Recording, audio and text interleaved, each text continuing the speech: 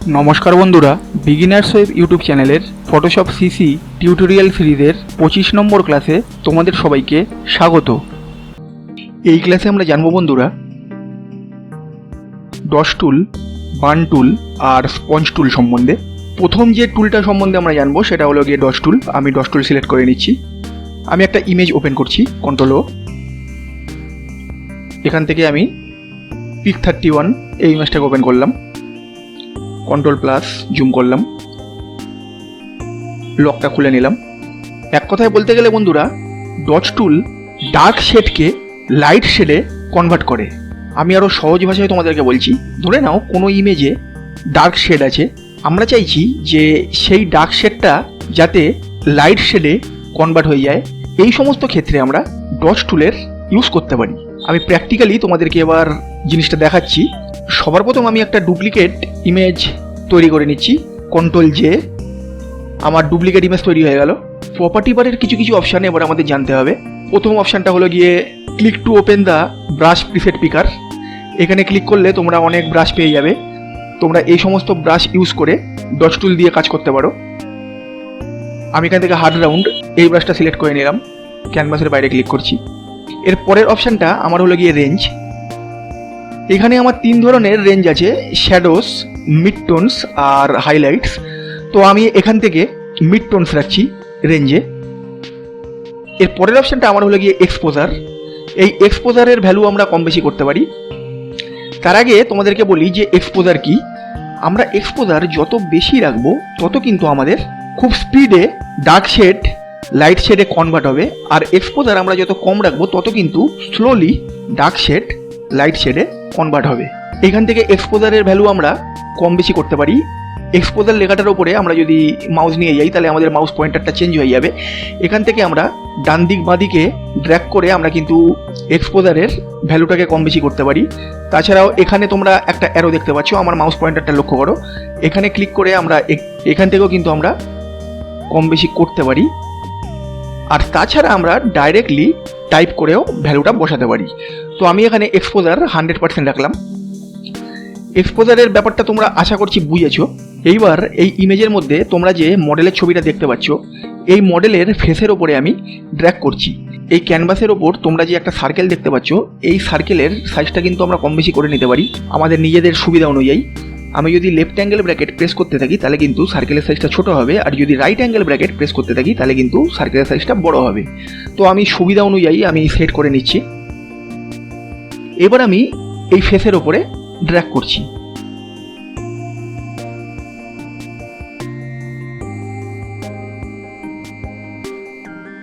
আমি ড্র্যাগ করার ফলে দেখো বন্ধুরা, আমার ফেসের মধ্যে যত ডার্ক শেড ছিল সব ডার্ক শেড কিন্তু লাইট শেডে চেঞ্জ হয়ে গেছে।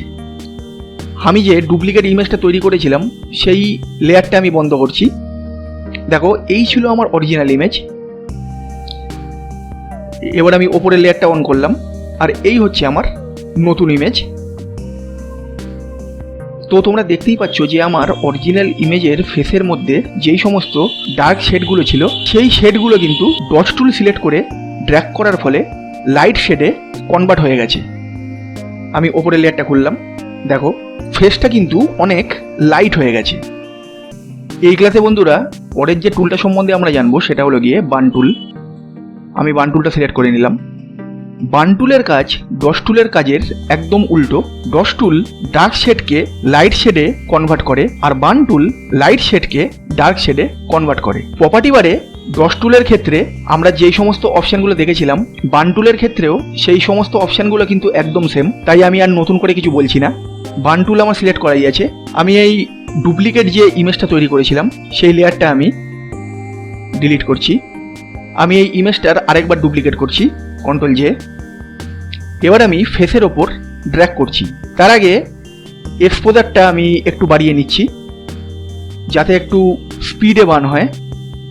এবার আমি ড্র্যাগ করছি।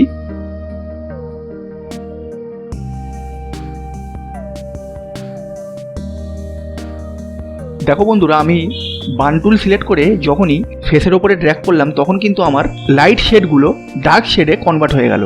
ওপরের লেয়ারটা আমি বন্ধ করছি। দেখো, এই ছিল আমার অরিজিনাল ইমেজ, আর এই দেখো আমার নতুন ইমেজ। আমার ফেসের লাইট শেডগুলো কিন্তু ডার্ক শেডে কনভার্ট হয়ে গেল। এইভাবে তোমরা বার্ন টুল ইউজ করে লাইট শেডকে ডার্ক শেডে কনভার্ট করতে পারবে, আর ডস টুল ইউজ করে ডার্ক শেডকে লাইট শেডে কনভার্ট করতে পারবে। এই দুটো টুল একদম সিম্পল। আশা করছি বন্ধুরা তোমাদের বুঝতে কোনো অসুবিধা হয়নি। এই ক্লাসে আমরা সবার শেষের যে টুলটা সম্বন্ধে জানবো সেটা হলো গিয়ে স্পঞ্জ টুল। আমি স্পঞ্জ টুলটা সিলেক্ট করলাম। এই ডুপ্লিকেট ইমেজের লেয়ারটা আমি ডিলিট করছি। আমি ইমেজের আরেকবার ডুপ্লিকেট করছি, কন্ট্রোল জে। এবার প্রপার্টি বারের কিছু কিছু অপশান সম্বন্ধে আমাদের একটু জেনে নিতে হবে। প্রথম অপশানটা তো আমরা ডস টুল আর বার্ন টুলের ক্ষেত্রে দেখেছি, click to open the brush preset পিকার। আমি এইখানে ক্লিক করলে আমরা অনেক ধরনের ব্রাশ পেয়ে যাব। আমরা এই সমস্ত ব্রাশ ইউজ করে কাজ করতে পারবো। ক্যানভাসের বাইরে ক্লিক করলাম। তারপরের অপশানটা আমার হলো গিয়ে মোড। এই মোড অপশানটা কিন্তু খুবই ইম্পর্টেন্ট একটা অপশান। এই অপশানটা সম্বন্ধে কিন্তু তোমাদের ধারণা থাকতে হবে। এখানে আমাদের দুটো মোড আছে, একটা স্যাচুরেট আর একটা ডিস্যাচুরেট। এই মোড সম্বন্ধে আমরা প্র্যাকটিক্যালি জানবো। তারপরের অপশানটা আমার হলো গিয়ে ফ্লো। ফ্লো আমাদের যত বেশি হবে তত কিন্তু আমাদের কাজ স্পিডে হবে, আর ফ্লো আমাদের যত কম হবে তত কিন্তু আমাদের কাজ স্লো হবে। এখন আমার মোডে ডিস্যাচুরেট সিলেক্ট করা আছে। আমি এবার এই ফেসের ওপর ড্র্যাগ করছি, তোমরা ভালো করে লক্ষ্য করবে।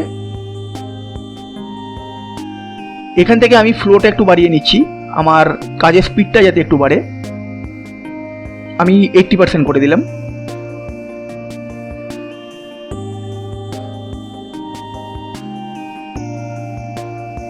দেখো বন্ধুরা, আমি ডিস্যাচুরেট এই মোডটা সিলেক্ট রেখে যখনই ফেসের ওপরে ড্র্যাগ করলাম তখন আমরা কিন্তু একটা গ্রে স্কেল এফেক্ট পেলাম। তার মানে হলো এই ইমেজের ফেসটা কিন্তু ব্ল্যাক অ্যান্ড হোয়াইট হয়ে গেল।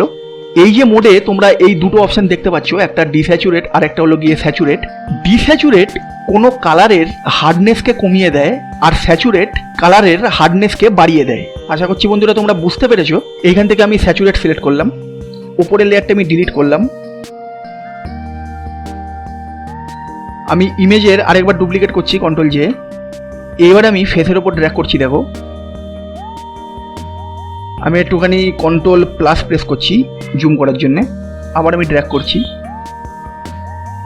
দেখো বন্ধুরা, আমি স্যাচুরেট সিলেক্ট করে যখনই ফেসের ওপরে ড্র্যাগ করলাম তখন কিন্তু আমার ফেসের কালারের হার্ডনেসটা কিন্তু বেড়ে গেল। আর যখন আমি ডিস্যাচুরেট সিলেক্ট করে ড্র্যাগ করেছিলাম তখন কিন্তু আমার কালারের হার্ডনেসটা কিন্তু কমে গেছিল এবং ফেসটা কিন্তু ব্ল্যাক অ্যান্ড হোয়াইট হয়ে গেছিল। আমি ওপরের লেয়ারটা বন্ধ করছি। দেখো, এই ছিল আমার অরিজিনাল ইমেজ। এবার আমি ওপরের লেয়ারটা অন করলাম। দেখো আমার কিন্তু ফেসের যে কালার তার হার্ডনেসটা কিন্তু বেড়ে গেল। ফটোশপের ওপর এই ক্লাসটা যদি তোমাদের ভালো লেগে থাকে তাহলে প্লিজ এই ভিডিওটাকে লাইক করো এবং বিগিনার্স ওয়েব ইউটিউব চ্যানেলকে সাবস্ক্রাইব করো।